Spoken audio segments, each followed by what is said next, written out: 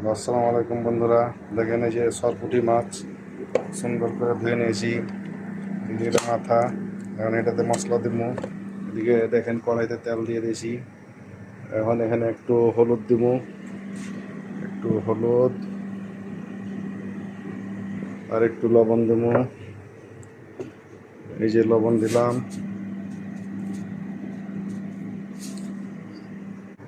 এই যে দেখেন ভাই, তেল দিয়ে দিয়েছি, তেল গরম হয়ে গেছে। এই এখন মাছ ছেড়ে দেবো। মাছটাকে সুন্দর করে, বেশি কড়া ফ্রাই করবো না, এটাকে হালকা ফ্রাই করবো। এটা সরপুঁটি মাছ তো, বেশি কড়া ফ্রাই করলে মজা লাগবে না। এটাকে হালকা ফ্রাই করে শুধু পেঁয়াজ মরিচ আর টমেটো দিয়ে ভুনা ভুনা করবো।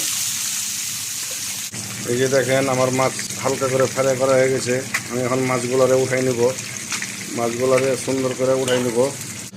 এই দেখেন তেল গরম হয়ে গেছে, এখানে পেঁয়াজ আছে, টমেটো আছে, রসুন কুচি, কাঁচামরিচ। তো আমি এখন তেলে আগে কাঁচামরিচটা দিয়ে দেবো। কাঁচামরিচটা দিয়ে দেবো। কাঁচামরিচটা একটু সাদা হয়ে গেলে পেঁয়াজ দিয়ে দেবো। দেখেন আমার মরিচ হালকা সাদা সাদা হয়ে গেছে। এখন এই যে পেঁয়াজ দিয়ে দেবো, পেঁয়াজ দিয়ে দেবো, রসুন দিয়ে দেবো। টমেটোটা আমি পরে দেবো। পেঁয়াজ রসুনটা যখন একটু সিদ্ধ হবে তখন লবণ দিয়ে মশলা দেবো। মশলা দেওয়ার পরে আমি ঝোল দিয়ে মাছ দিয়ে দেবো। আমি টমেটোটা পরে নামাজের আগখানে দিব। আপনারা দেখতে থাকেন, বুঝতে পারবেন। দেখেন আমার পেঁয়াজটা এখন সুন্দরভাবে কালার চলে এসেছে পেঁয়াজে। আমি এখন পেঁয়াজে একটু মশলা দেবো। এই জন্য এখন একটু মিক্স মশলা দিলাম। এটা প্রাণ কোম্পানির মিক্স মশলা।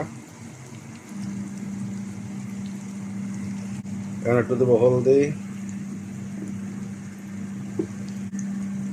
এখন একটু দেবো মরিচের গুঁড়া। এই যে দেখতে পেয়েছেন, এখন একটু লাড়াচাড়া করে পানি দিয়ে দেবো। এই যে দেখেন পরিমাণ মতন পানি দিয়ে দিয়েছি। পানিটা ফুটলে মাছ দিয়ে দেবো। এই যে দেখেন সুন্দর হ্যাঁ ঝোলগুলো ফুটে গেছে। এখন মাছগুলো একটা একটা করে ছেড়ে দেবো। এই যে মাছ সবটি দিয়ে দিলাম। এখন আবার সুন্দর করে ঢাকা দিয়ে দেবো 10 মিনিটের জন্য। দেখেন 10 মিনিট হয়ে গেছে। এখন আমি টমেটো গালা দিয়ে দেবো। এই টমেটো গালা গোটা গোটা দিয়ে দিলাম।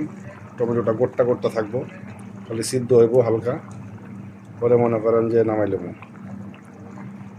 দেখাইতেছি আপনাদেরকে। এই যে দেখেন আমার তরকারি হয়ে গেছে। আমি এখন চুলা বন্ধ করে দেবো। দেখেন।